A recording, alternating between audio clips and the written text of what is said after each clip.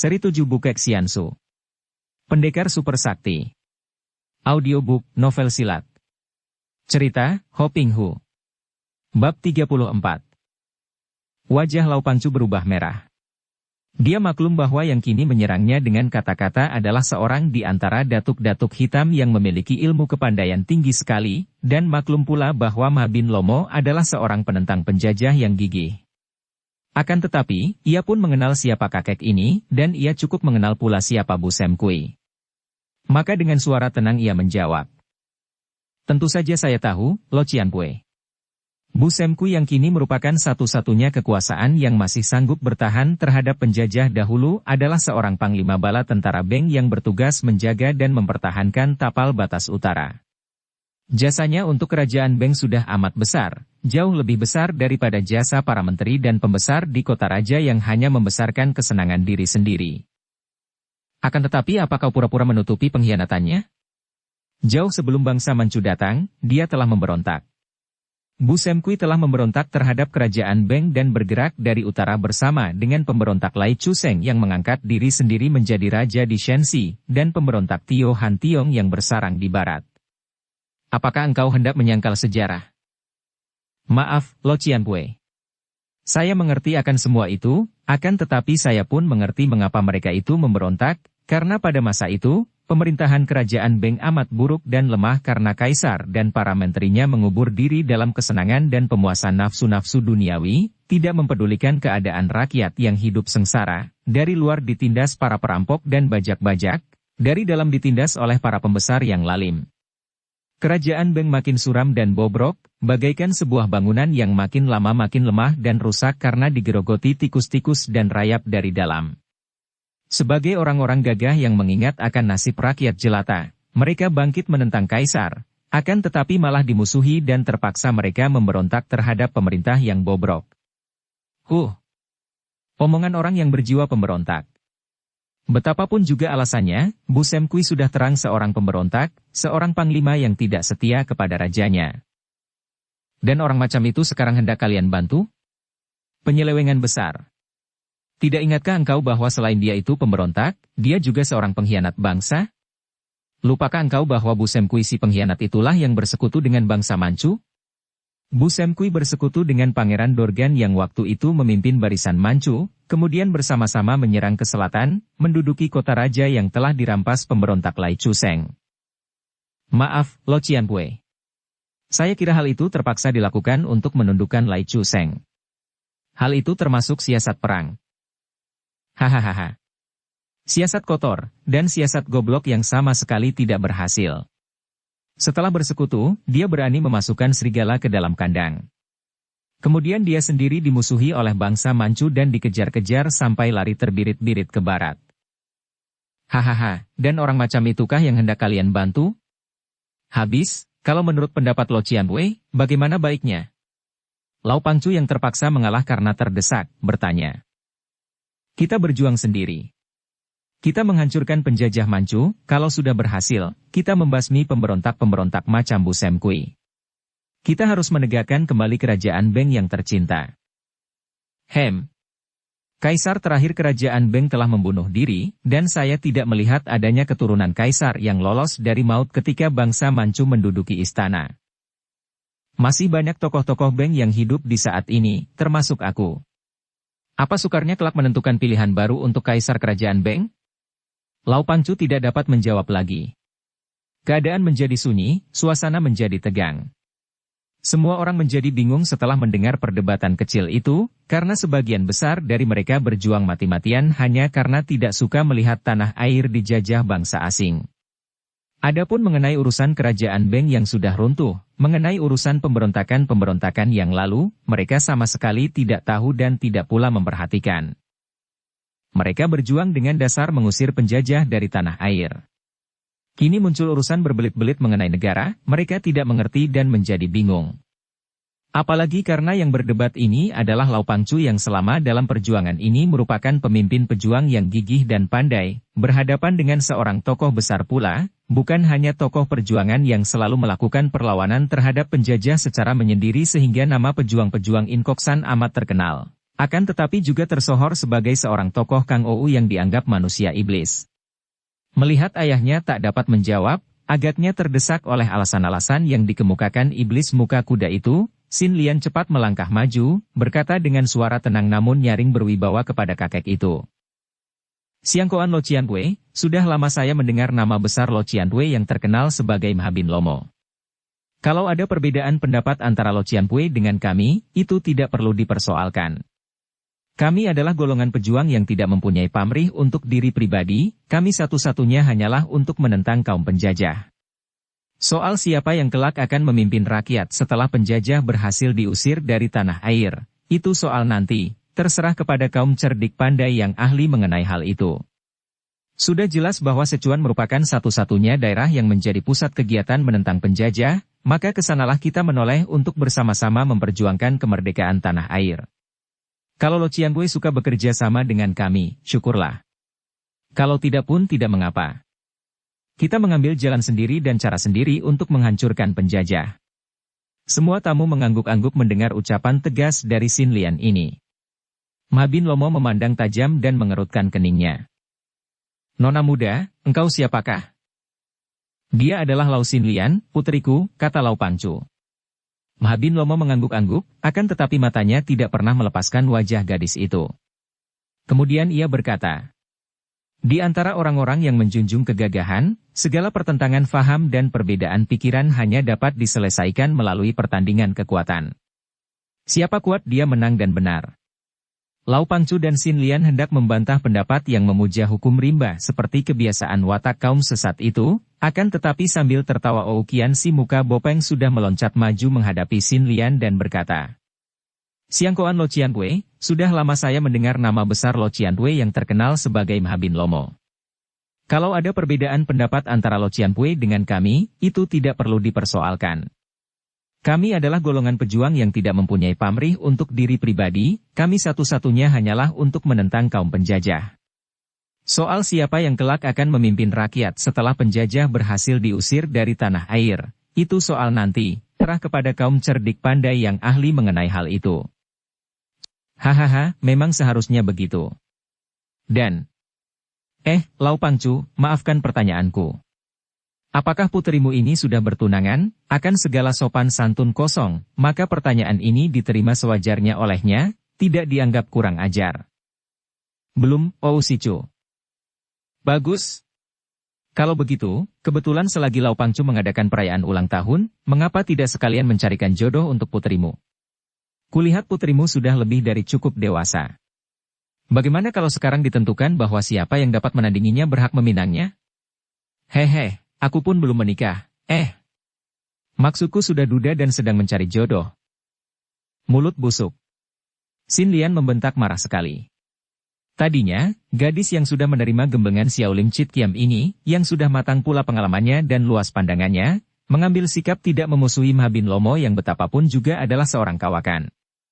Akan tetapi, kini sikap Oukian, sebagai seorang wanita muda yang masih panas darahnya, ia menjadi marah sekali dan telunjuknya menuding ke arah hidung yang kulitnya kasar itu.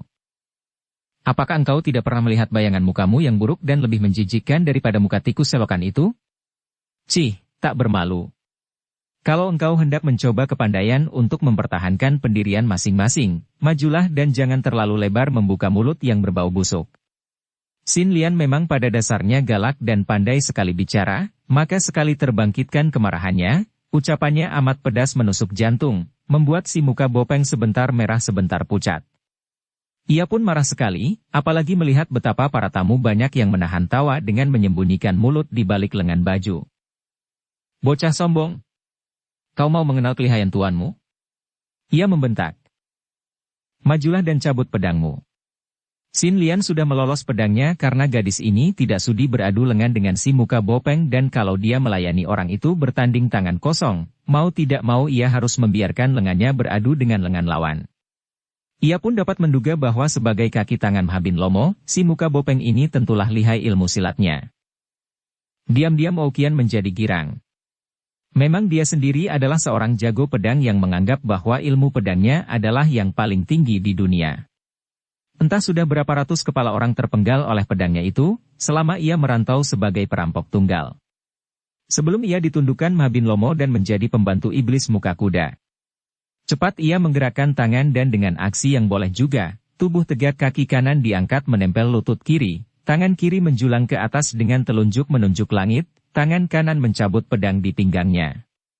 Aksinya memang hebat, sayang dia pakai senyum-senyum segala sehingga mukanya yang memang tak dapat dikatakan tampan itu menjadi makin buruk.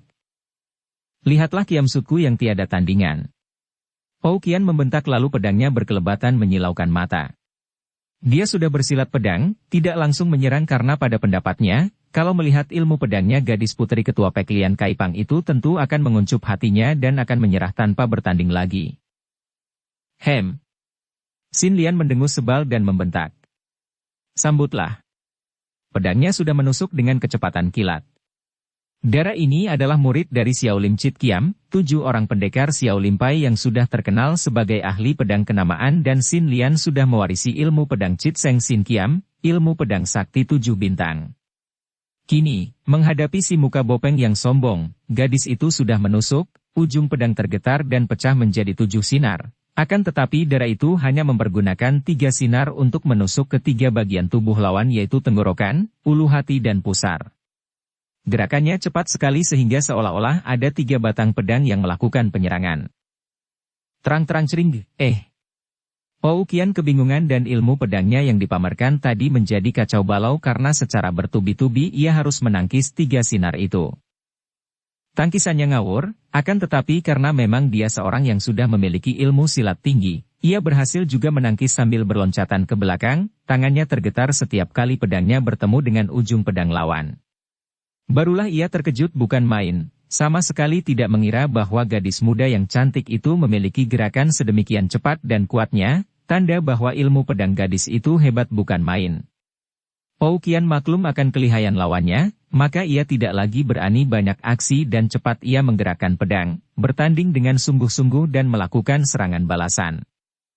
Namun, tusukan dan bacokan pedangnya mengenai angin dan di detik berikutnya, kembali ujung pedang Xin Lian seperti berubah menjadi lebih banyak lagi, kemudian 5 sinar menyambar ke arahnya dengan suara mencicit. Haya! Terang. Ou Qian berhasil menangkis 3 kali, akan tetapi tangkisan yang ketiga membuat tubuhnya terdesak dan posisinya rusak sehingga susulan 2 kali serangan agaknya takkan dapat ia tangkis lagi. Mundurlah. Tiba-tiba terdengar seruan Ma Bin Lomo dan ujung pedang Xin Lian hanya dapat merobek sedikit kain baju di bagian dada Ou Qian karena mendadak tubuh Ou Qian seperti ditiup angin, terlempar ke belakang. Ma Bin Lomo setelah menggunakan sinkang mendorong tubuh Ou Qian dan menyelamatkannya dari pedang Xin Lian, kini berdiri menghadapi gadis itu dengan pandang mata penuh selidik. Nona, bukankah itu Chit Seng Sin Kiam yang kau mainkan? Apakah engkau anak murid Xiao Lim Pai? Tidak salah, Lo Qianpui. Aku adalah murid Xiao Lim Chit Kiam, jawab Xin Lian tenang. Ma Bin Lomo mengangguk-angguk. Pantas, Kiam Hoatmu lihai. 2 orang di antara Xiao Lim Chit Kiam tewas, kabarnya di tangan Putri Manchu, sudah sepatutnya engkau menentang pemerintah penjajah Manchu. Akan tetapi sungguh sayang sekali kalau murid Xiao Lim Pai sampai menjadi kaki tangan pengkhianat seperti Bu Sam Kui. Nona Lau, kurasa guru-gurumu akan marah kalau mendengar engkau akan membantu pengkhianat Bu Sam Kui. Siang Koan Lo Qianpui, guru-guruku pun kini berjuang bersama kekuatan di Sichuan bersama-sama menentang Manchu. Tiba-tiba Siang Koan Li tertawa, suara ketawa yang tidak lumrah manusia, lebih mirip suara ringkik kuda marah. Hihehehehe. Sungguh memalukan, sungguh tersesat dan menyeleweng jauh. Seorang pemberontak dan pengkhianat malah dibantu. Apakah dunianya tokoh-tokoh Kang Ou yang menyebut diri kaum bersih dan golongan putih sudah terbalik? Xin Lian menjadi marah mendengar guru-gurunya diajak. Lo Qianpui, kalau Lo Qianpui tidak setuju dengan pendirian kami, sudah saja. Lo Qianpui boleh berjuang sendiri. Apa artinya perjuangan yang liar tanpa pimpinan? Tidak peduli apa yang dilakukan oleh Bu Ongya dahulu, namun sekarang kenyataan Bu Ongya adalah satu-satunya tokoh yang gigih melakukan perlawanan terhadap penjajah dan di sanalah berkumpul seluruh orang gagah yang hendak mempertahankan tanah air. Kalau tidak berjuang di bawah benderanya, habis siapa yang akan menjadi pemimpin kami? Tiba-tiba terdengar suara ketawa dan tahu-tahu di situ berkelebat bayangan dua orang dan di dekat Xin Lian sudah berdiri dua muda yang memiliki gerakan cepat sekali, juga mengagumkan karena mereka adalah seorang pemuda tampan gagah dan seorang dara cantik jelita. Suara ketawa tadi adalah suara mereka berdua yang meloncat dari kumpulan para tamu, dan kini yang wanita berkata, "Mhabin Lomo, mengapa engkau memaksa orang lain untuk berjuang demi mencapai cita-cita pribadimu?" Mhabin Lomo melotot dan membentak. "Bocah lancang mulut. Apa maksudmu?" Gadis muda yang bersikap lincah dan masih muda sekali, tidak lebih tua dari Xin Lian, tersenyum mengejek, lalu menjura ke arah Lau Pangcu dan Xin Lian, dan berkata lantang. Cui sekalian tidak perlu heran mengapa dia ini menentang Sichuan. Siapakah yang tidak tahu bahwa Mhabin Lomo adalah bekas menteri kerajaan Beng, bernama Siang Koan Li? Siapa yang tidak tahu bahwa dia melatih murid-muridnya di Inkoksan untuk membentuk barisan yang kuat? Berbeda sekali dengan kita yang berjuang tanpa pamrih pribadi, Mhabin Lomo Siang Koan Li berjuang untuk dapat mengangkat diri sendiri menjadi kaisar menggantikan kerajaan Manchu. Tentu saja dia menentang Bu Sem Kui Raja Muda di Sichuan. Diam-diam Mhabin Lomo terkejut, akan tetapi dia adalah seorang yang angkuh dan percaya kepada diri sendiri, maka dengan mata melotot ia membentak. Memang benar, dan mengapa tidak? Aku jauh lebih berharga daripada si pengkhianat Bu itu. Dan siapa yang menentang pendapat ini, boleh maju membuktikan sendiri bahwa aku lebih patut kalian jadikan pemimpin dalam perjuangan menentang penjajah daripada si pengkhianat bangsa Bu Sem Kui. Melihat kakek yang menjadi amat marah dan mengambil sikap menantang-nantang itu, Lau Pangcu cepat menghadapinya dan menjura penuh hormat. Harap Siang Koan Lo Cian Pui sudi menghabiskan saja urusan ini. Marilah, silakan duduk sebagai tamu terhormat dan dalam kesempatan ini kiranya tidak perlu kita melanjutkan pembicaraan yang hanya menimbulkan pertentangan itu. Yang penting, garis besar kita semua sama, ialah menentang penjajah Manchu. Silakan. Tidak bisa. Mhabin Lomo membentak, pandang matanya masih marah membayangkan ketidakpuasan dan kemarahan ditujukan kepada dua orang muda yang baru tiba itu. Kalau kalian semua masih melanjutkan keinginan hendak mengabdi kepada pengkhianat Bu, tak mungkin aku tinggal diam saja. Dengan demikian kalian berarti menjerumuskan diri ke dalam penyelewengan dan menjadi pengkhianat-pengkhianat bangsa pula. Bagaimana aku, Siang Koan Li, boleh tinggal diam saja melihat orang-orang mengkhianati kerajaan Beng? Kakek yang menjadi datuk golongan sesat ini lalu melangkah maju menghadapi Lau Pangcu dan berkata, Lau Pangcu, percuma bagiku bicara dengan segala macam bocah lancang. Lau Pangcu adalah seorang yang sudah tua dan sudah banyak pengalaman, maka ku minta agar mulai sekarang juga insyaf dan membelokkan kembali perjuangan ke arah jalan benar. Jangan lagi membantu pengkhianat Bu Sem Kui dan marilah kita bekerja sama. Kalau memang ada pahala di kemudian hari setelah perjuangan berhasil, kitalah yang patut menerimanya, bukan pengkhianat Bu itu. Nah, harap putuskan sekarang juga, Lau Pangcu. Bagaimana pendirianmu? Lau Pangcu menghela napas panjang. Siang Koan Lo Cian Pui terlalu mendesak, apa boleh buat? Kalau menurut saya pribadi, saya tetap akan membantu Sichuan, karena berhasil tidaknya perjuangan kita sesungguhnya tergantung kepada kekuatan Sichuan sebagai tempat pertahanan terakhir. Ketua Peklian Kaipang itu berhenti sebentar lalu menoleh ke arah para tamu yang memandang tegang. Tentu saja pendirian saya ini merupakan pendirian Peklian Kaipang pula dan kami tidak akan mempengaruhi pendapat para sahabat pejuang yang saat ini menjadi tamu kami. Para tamu berteriak-teriak menyatakan persetujuan mereka dengan pendirian Lau Pangcu. Mereka bersorak riuh rendah dan hal ini membuat wajah Mhabin Lomo menjadi merah. Jelaslah bahwa tidak banyak yang mendukungnya. Lau Pangcu, kalau begitu engkau ini bukan lain adalah pemimpin pengkhianat. Pantas. Pantas. Memang semenjak dahulu, jauh sebelum penjajah Manchu datang, Peklian Kaipang, Partai Teratai Putih, memang terdiri dari orang-orang pemberontak dan pengkhianat. Sekarang, sudah menjadi pengemis gembel gelandangan pun masih menjadi pengkhianat. Sungguh tak tahu malu. Mhabin Lomo, siapa yang tak tahu malu? Lau Xin Lian membentak marah mendengar ayahnya dimaki-maki. Engkaulah yang tidak tahu malu. Sebagai tamu, seharusnya menghormati dan mentaati peraturan tuan rumah, kalau tidak cocok boleh pergi karena engkau bukanlah tamu yang diundang. Hayehehe. Lau Pangcu, kalau engkau memang gagah, marilah kita mencoba-coba kepandaian agar semua tamu terbuka matanya dan melihat siapa di antara kita yang lebih pantas menjadi pemimpin. Xiang Qianli. Biarpun sudah tua dan lemah, kalau ditantang aku tidak akan mundur. Lau Pangcu menjadi marah. Tahan, ayah. Biarlah aku yang menghajar anjing tua ini, bentak Xin Lian dan dia sudah menerjang maju dengan pedangnya. Karena ia maklum akan kelihayan datuk kaum sesat ini, tentu saja ia tidak memandang rendah seperti ketika menghadapi Ouqian si muka bopeng tadi, melainkan mengerahkan tenaga dan menggerakkan pedang sehingga ujungnya menimbulkan 7 sinar yang berturut-turut meluncur ke arah 7 bagian berbahaya dari tubuh Ma Bin Lomo. Di antara tokoh-tokoh Kang Ou, agaknya tingkat kepandaian Xin Lian sudah amat hebat dan sebagai murid Xiao Lim Chit Kiam, agaknya sukar dicari tandingannya di kalangan orang muda. Akan tetapi sekali ini yang diserang adalah Ma Bin Lomo, seorang di antara tokoh-tokoh yang sudah mendapat sebutan datuk, yaitu datuk golongan hitam atau golongan sesat. Ilmu kepandaian Ma Bin Lomo jauh lebih tinggi daripada tingkat Xin Lian.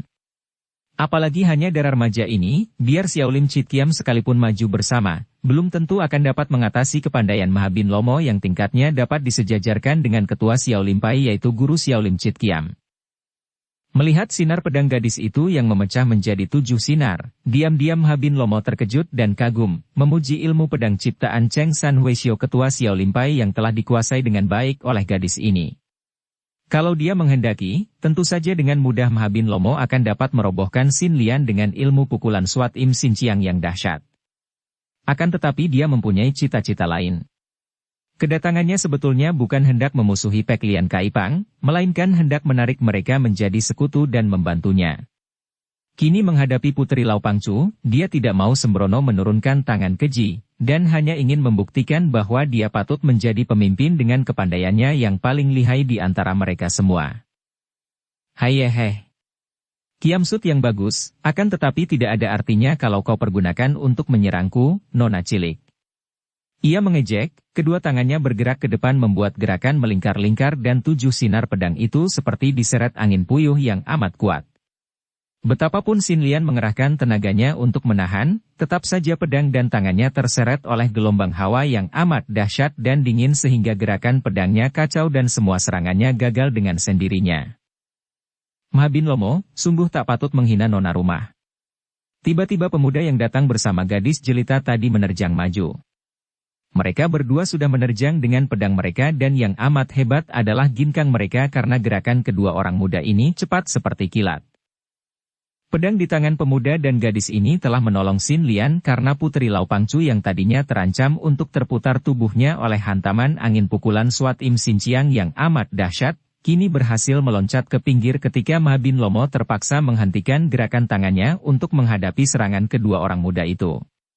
Ia pun terkejut menyaksikan kecepatan gerakan mereka. Matanya silau menyaksikan sinar 2 pedang yang amat cepat datangnya.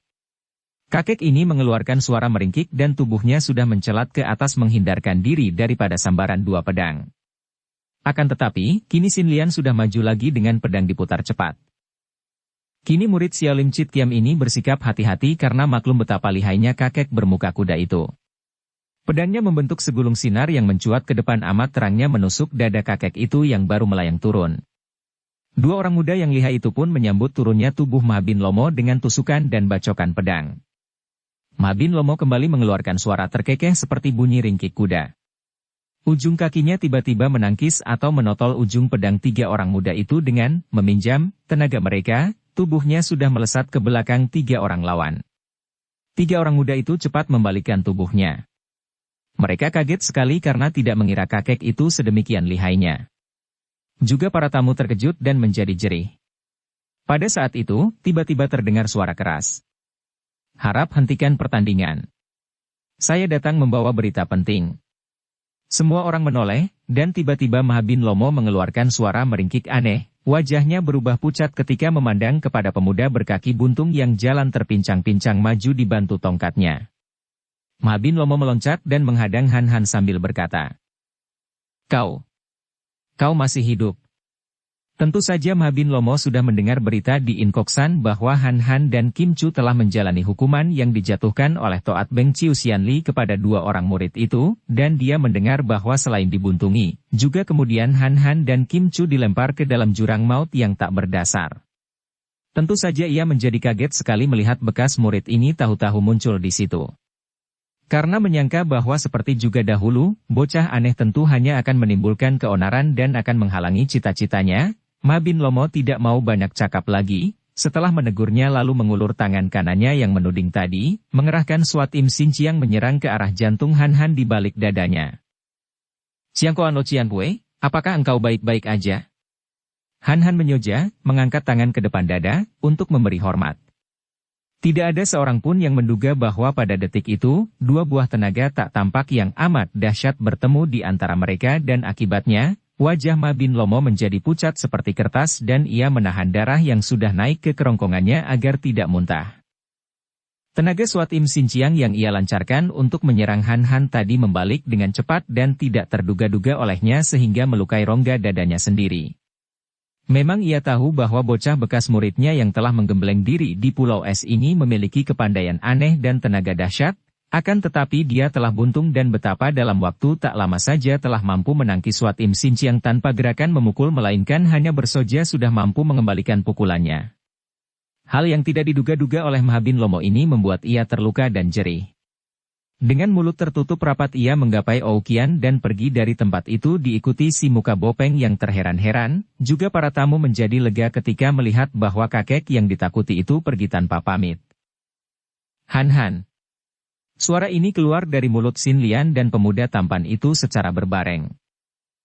"Han tuaku," gadis yang datang bersama pemuda itu pun berseru, wajahnya menjadi merah, akan tetapi, seperti juga Sin Lian dan pemuda yang datang bersamanya tadi, gadis ini pun memandang ke arah kaki buntung Han Han dengan heran. Han Han tersenyum lalu menjura ke arah Sin Lian dan dua orang muda itu yang bukan lain adalah dua orang murid Im Yang Seng Chu, Wan Sin Kiat dan sumoynya, Lu Soan Li. "Lau Xiaoqia, Lu Xiaoqia, saudara Sin Kiat, bagaimana keadaanmu bertiga? Kuharap baik-baik saja." Tiga orang muda itu tetap memandang ke arah kakinya dan tak dapat mengeluarkan kata-kata. Melihat betapa orang yang mereka kagumi itu kini mendadak muncul dengan kaki buntung, mereka bertiga begitu heran dan kaget sehingga sukar mengeluarkan kata-kata. Leher serasa dicekik keharuan dan kasihan. "Ah, engkau si Han. Akan tetapi, kenapa kakimu?" Lau Pangcu sudah melangkah maju dan memegang pundak Han Han. "Benar, engkau bocah aneh yang dahulu itu, akan tetapi mengapa kakimu itu, Han Han?" Han Han menjura kepada Lau Pangcu dan berkata tenang. "Karena kecelakaan kaki saya menjadi buntung, Lau Lo Cianpue. Saya merasa girang dapat bertemu dengan Lo Cianpue dalam keadaan sehat dan biarlah saya menggunakan kesempatan ini untuk ikut pula mengucapkan selamat ulang tahun ke-70 tahun, semoga Lo Cianpue diberkahi panjang usia dan kesehatan." Lau Pangcu tersenyum dan memandang wajah pemuda itu dengan kagum. Ia melihat betapa pemuda ini telah menjadi seorang yang selain tampan dan gagah, juga matang bahkan ada sesuatu yang amat aneh terpancar dari pandang mata pemuda itu. Akan tetapi sebelum ia sempat bicara lagi, Wan Sin Kiat sudah memegang lengan tangan Han Han dan berkata, "Kebetulan sekali engkau datang, Han Han. Dan di mana? Di mana Nona Lulu?" Ditanya tentang Lulu, wajah Han Han menjadi muram, dan ia menggeleng kepalanya. "Entahlah, aku sedang mencari dia." "Mencari Lulu?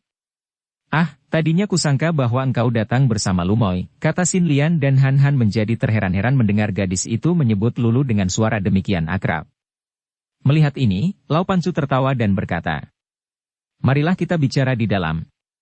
Ia memberi perintah kepada seorang anak buah Pek Lian Kaipang untuk melayani para tamu, kemudian ia mengajak Han Han, Sin Lian, Sin Kiat dan Soan Li memasuki pondoknya. Setelah mereka duduk di dalam pondok mengelilingi meja dan disuguhi makanan dan arak oleh anak buah Kaipang yang cepat keluar kembali, Lau Pangcu lalu berkata, "Agaknya banyak sekali urusan yang harus kita bicarakan, Han Han. Akan tetapi lebih dulu perkenalkanlah dua orang muda perkasa yang membantu kami menghadapi Ma Bin Lomo ini. Kiranya Lau Lo Cianpue dan Lau Xiaoqia." "Ih, kenapa engkau sekarang berubah seperti ini, Han Han?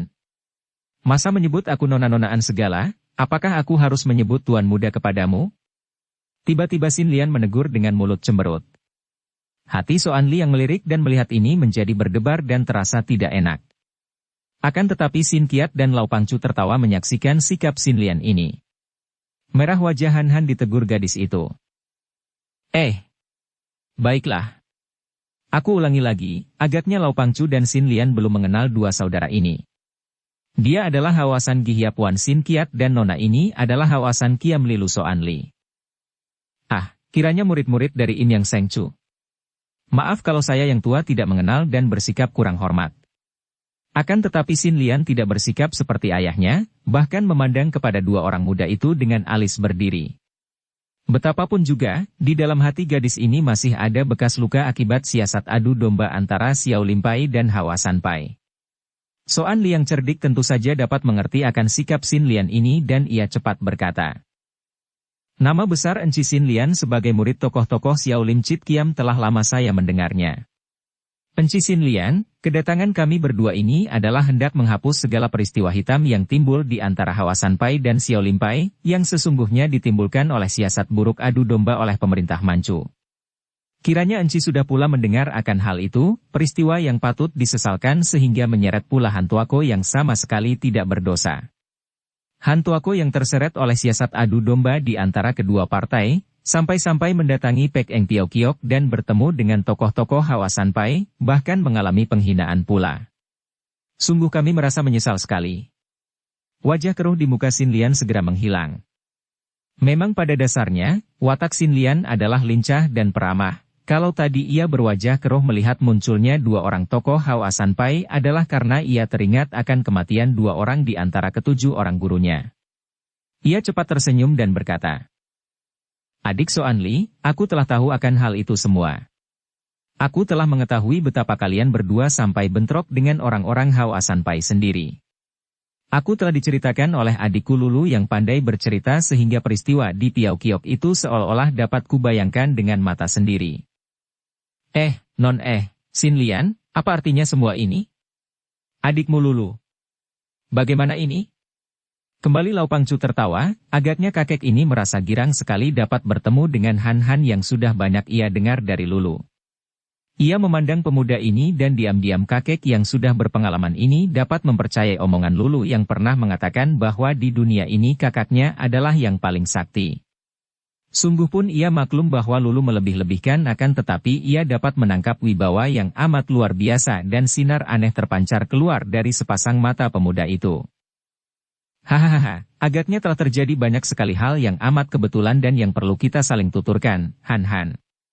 Akan tetapi biarlah kita mulai satu-satu dan lebih dulu kiranya lebih baik kalau kita persilakan dua orang murid Im Yang Seng Chu untuk menuturkan maksud kunjungannya yang terhormat. Kini Wan Xin Qiat bicara, suaranya halus dan tegas. Tadi telah disinggung oleh Sumoy akan maksud kedatangan kami berdua. Tidak lain hanya untuk menemui Nona Lau sebagai murid Xiao Lim Chit Kiam untuk menjelaskan persoalan salah paham akibat adu domba pihak Manchu antara Xiao Lim Pai dan Hawasan Pai. Kami tidak berani lancang menghadap ke Xiao Lim Si, maka mendengar bahwa Lo Cianpui dan Nona Lau berada di sini dan kebetulan sekali mengadakan pesta ulang tahun, kami sengaja datang menyampaikan selamat ulang tahun dan ingin penjelasan untuk menghapus permusuhan. Siapa mengira bahwa Nona Lau telah mendengar persoalannya? Kami merasa girang sekali kalau Nona Lau sudah mengerti bahwa yang melakukan pembunuhan terhadap kedua orang Lo Cianpui dari Xiao Lim Chit Kiam bukanlah orang Hawasan Pai. Xin Lian mengangguk-angguk. Saya telah menghadap para pimpinan Xiao Lim Pai dan ternyata beliau semua telah mendengar dari keterangan Han Han sendiri yang datang ke sana. Apalagi setelah saya mendengar penuturan Sumoy, semua permusuhan antara Xiao Lim Pai dan Hawasan Pai telah terhapus dengan sendirinya dan kini kami hanya ingin membalas kematian kedua orang suhu saya itu kepada pihak Manchu. Lau Pangcu menghela napas. Memang perang adalah peristiwa yang menjijikkan dan menyedihkan. Dan orang-orang Manchu telah menggunakan siasat yang amat busuk. Nah, sekarang biarlah aku menuturkan tentang adikmu, Han Han. Ketahuilah bahwa adikmu Lulu telah menjadi anak angkatku, dan menjadi adik angkat Xin Lian. Han Han membelalakan matanya dan menjadi bengong. Mana mungkin bisa terjadi hal ini? Bukankah Lau Pangcu adalah musuh besar Lulu? Bukankah keluarga perwira Manchu, ayah Lulu, telah terbasmi oleh Lau Pangchu dan anak buahnya? Dia sejak dahulu mengkhawatirkan pertemuan antara Lulu dengan Lau Pangchu, akan tetapi ternyata kini adiknya itu malah menjadi anak angkat musuh besarnya. Aku mengerti, tentu engkau bingung dan heran. Semestinya Lulu datang dan membunuh aku untuk membalas dendam atas kematian keluarganya, bukan? Akan tetapi, adikmu itu adalah seorang manusia yang benar-benar memiliki watak murni dan bersih, dan aku merasa bahagia sekali bisa menjadi ayah angkatnya. Lau Pangchu lalu menuturkan semua pengalaman Lulu semenjak bertemu dengannya sampai menjadi anak angkatnya dan betapa sampai setahun Lulu memperdalam ilmu silatnya di lembah Huangho itu. 6 bulan yang lalu dia berangkat meninggalkan tempat ini untuk mencarimu, bahkan telah berjanji untuk datang pada saat perayaan ulang tahun ayah, berjanji untuk datang bersamamu. Akan tetapi mengapa engkau datang sendiri? Mana Lulu? Xin Lian menutup cerita ayahnya yang didengar oleh Han Han dengan muka terheran-heran dan hati terharu, juga girang. Akan tetapi pertanyaan Xin Lian membuat wajahnya muram kembali dan ia menghela napas panjang. Aku mencarinya ke kota raja tanpa hasil. Melihat kesedihan Han Han dan karena tertarik dan kagum mendengar penuturan Lau Pangchu sehingga hatinya yang dahulu sudah terpikat oleh Lulu itu kini menjadi makin kagum, Xin Qiat segera berkata. Han Han, jangan khawatir. Aku akan membantumu mencari Nona Lulu sampai dapat. Han Han tersenyum mendengar janji yang dikeluarkan dengan suara sungguh-sungguh ini. Dia memandang wajah Xin Qiat, dapat melihat sinar penuh kasih dari mata pemuda gagah itu. Diam-diam ia merasa senang sekali kalau adiknya yang nakal itu kelak dapat berjodoh dengan pemuda ini. Terima kasih, Xin Qiat. Aku hanya khawatir kalau sampai terjadi sesuatu yang tidak menyenangkan menimpa diri adikku. Dia itu terlalu berani dan sembrono. Han Han, engkau tidak tahu bahwa semenjak berlatih di sini selama 1 tahun, Lulu bukanlah Lulu yang dahulu lagi. Ilmu kepandaiannya melonjak secara hebat sehingga ayah sendiri dan aku, kiranya bukan tandingannya lagi, kata Xin Lian. Tentu saja ia melebihkan, karena dalam hal kematangan ilmu silat, tentu saja Lulu tidak dapat menandinginya. Sekarang tiba giliranmu, Han Han. Ketika engkau muncul tadi, kau katakan bahwa engkau datang membawa berita penting. Akan tetapi sebelum kau ceritakan itu, aku ingin sekali mendengar mengapa kakimu sampai buntung, Han Han. Han Han tersenyum pahit dan memandang ke arah kakinya yang buntung, menghela napas panjang dan kemudian berkata. Urusan kecil. Salahku sendiri dan sudah semestinya buntung.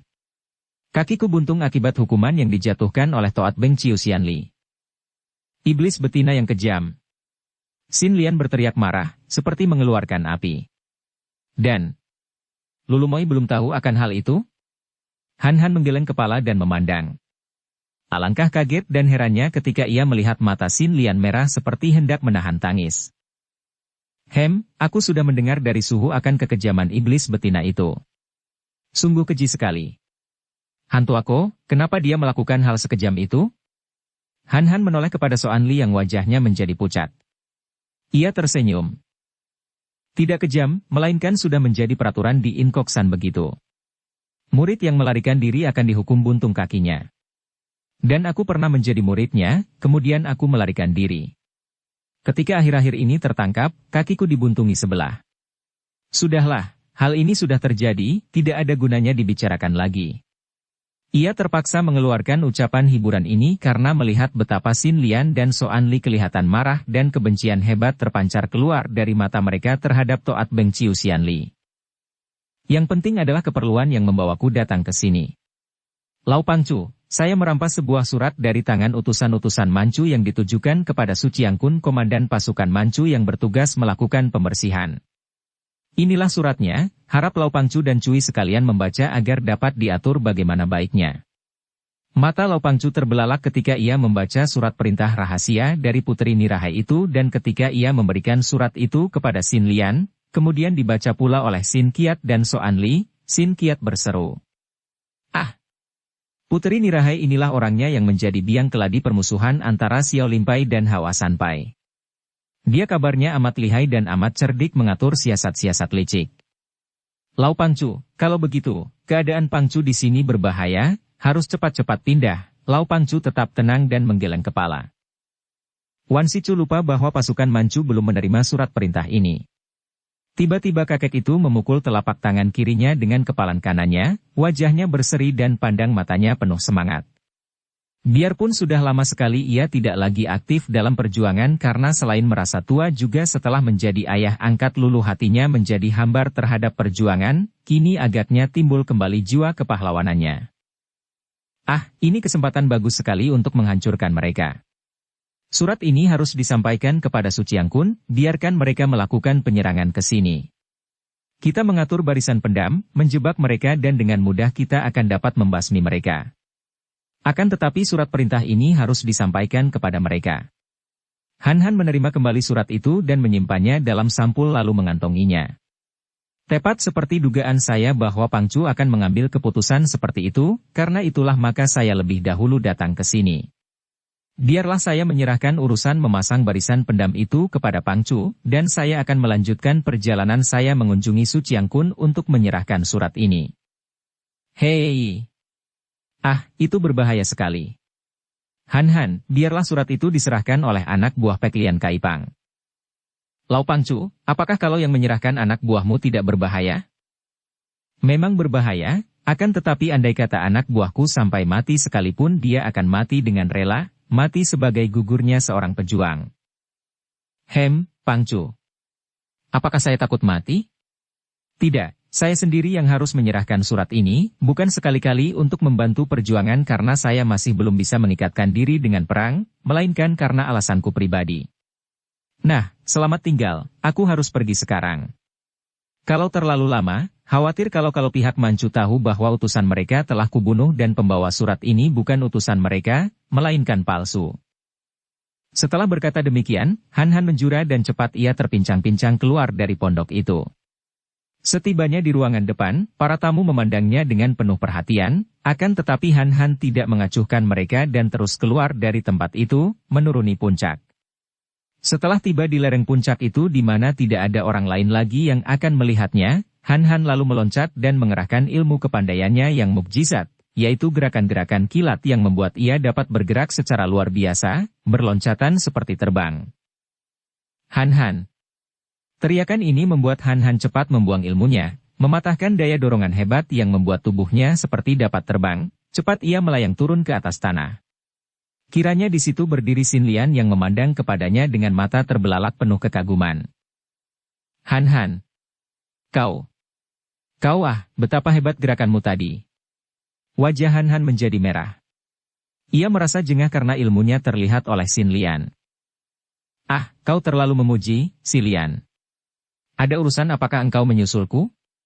Xin Lian menundukkan muka untuk menghindarkan pertemuan pandang, akan tetapi justru karena menunduk, ia melihat kaki buntung itu dan seperti diingatkan ia merasa kasihan dan terharu sekali. Kini, di luar tahunya orang lain, ia tidak memaksa diri mempertahankan air matanya dan 2 butir air mata menitik turun ke atas sepasang pipinya. Xin Lian. Kau menangis? Kenapa? Xin Lian menggigit bibir. Sukar sekali untuk bicara.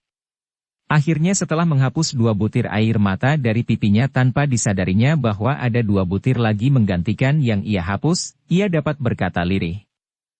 Aku kasihan melihatmu. Ngeri hatiku membayangkan betapa kakimu dipotong. Han Han tersenyum. Ah, semenjak kecil engkau adalah seorang gadis yang amat baik hati, Xin Lian. Berkali-kali engkau membelaku dan sampai sekarang pun engkau masih menaruh kasihan kepadaku.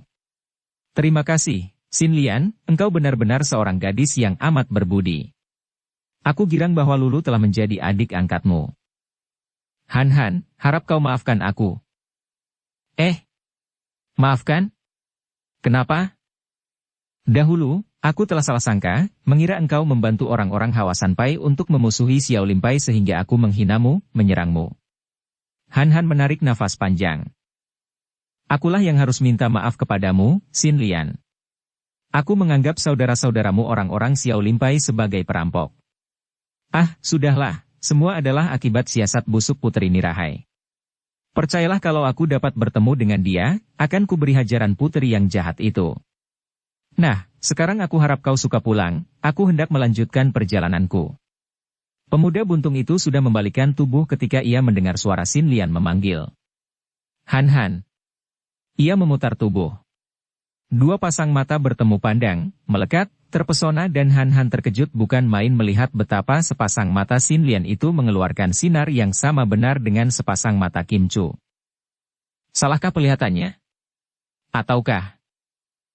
Mungkinkah seorang darah seperti Xin Lian ini mempunyai rasa kasih sayang kepada dia seorang buntung? Tentu ia salah menyangka. Tak tahu diri, celanya kepada hatinya sendiri sambil cepat mengalihkan pandang, menunduk. Tak tahu diri, seorang pemuda buntung macammu ini mana mungkin menarik kasih sayang seorang darah seperti Xin Lian? Kalau Kim Chu memang benar mencintanya, akan tetapi cinta kasih Kim Chu terhadapnya timbul sebelum kakinya buntung. Hanya Kim Chu lah satu-satunya gadis di dunia ini yang dapat mencintanya, tentu saja di samping Lulu, adiknya yang ia tahu merupakan satu-satunya manusia yang ia cinta dan yang mencintanya sepenuh jiwa. Xin Lian mencintanya? Tak mungkin. Hanya dugaan yang timbul dari rasa iba diri.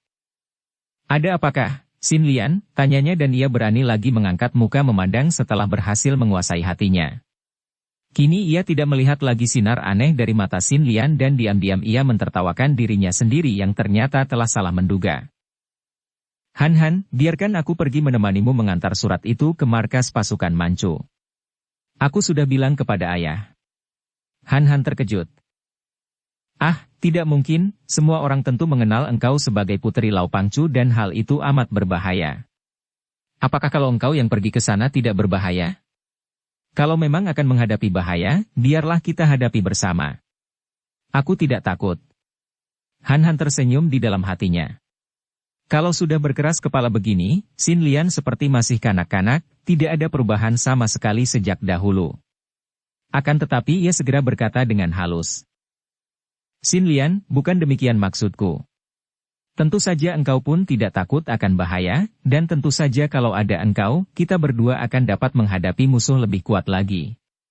Akan tetapi, kalau engkau ikut, tentu rusak rencana kita semua. Mana mungkin orang-orang Manchu itu percaya akan surat yang kubawa ini? Mereka tentu akan curiga dan semua siasat yang diatur ayahmu akan gagal. Percayalah, kalau aku sendiri yang ke sana dan mengaku sebagai kepercayaan Putri Nirahai, tentu mereka akan percaya dan akan dapat terjebak oleh barisan pendam ayahmu. Selain itu, ada lagi alasan pribadi mengapa aku sendiri harus menghadap perwira Shisu itu, Xin Lian. Akan tetapi, tidak ada tapi, Xin Lian. Engkau tinggallah di sini, dan ayahmu amat memerlukan bantuanmu untuk menghadapi para penyerbu nanti. Ketika melihat betapa sinar mata gadis itu masih berkeras, Han Han cepat menyambung. Sudahlah, Xin Lian, kalau sudah selesai tugas kita, kelak kita bicara lagi sepuasnya. Selamat berpisah. Setelah berkata demikian, Han Han berkelebat dan terkejutlah Xin Lian karena tiba-tiba pemuda buntung itu sudah lenyap dari depannya. Ia mengangkat muka, melihat bayangan pemuda itu mencelat ke atas dan terus berloncatan amat cepatnya seperti terbang saja. Sebentar saja bayangan pemuda itu hanya tampak seperti sebuah titik hitam yang bergerak-gerak seperti seekor belalang berloncatan. Han Han. Ia mengeluh, penuh kagum, penuh iba melihat kaki buntungnya dan penuh perasaan aneh di hatinya. Sejenak Xin Lian memandang sampai bayangan itu lenyap, lalu ia termenung, dan menundukkan mukanya, teringat ia akan ucapan Lulu tentang Han Han itu. Betapa secara berkelakar Lulu ingin menjodohkan dia dengan Han Han, betapa Lulu itu secara tepat mengatakan bahwa dia mencinta Han Han. Xin Lian yang berdiri seorang diri itu tersenyum-senyum malu dengan kedua pipi berubah merah sekali, matanya berseri dan sampai lama ia berdiri melamun lupa akan segala. Dia menjadi amat heran akan sikapnya sendiri, heran akan isi hatinya. Betapapun tampannya, betapapun gagahnya, Han Han adalah seorang pemuda cacat, seorang buntung. Mengapa hatinya begini tertarik, lebih tertarik dan suka daripada dahulu ketika mereka berdua masih kanak-kanak, bahkan lebih tertarik ketika ia mendengar cerita Lulu, padahal ketika itu ia membayangkan Han Han seorang pemuda tanpa cacat. Mengapa tidak ada sedikit pun perasaan kecewa atau terhina melihat pemuda buntung itu, membayangkannya berada di sampingnya sebagai teman hidup?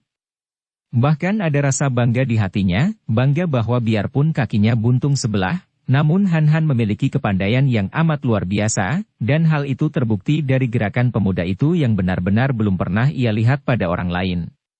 Bangga bahwa sebagai seorang buntung kakinya, seorang penderita cacat, Han Han memiliki kelebihan yang banyak sekali kalau dibandingkan dengan orang yang utuh badannya. Bersambung ke bab 35. Dukung kami dengan subscribe, follow, like, komen dan share. Terima kasih.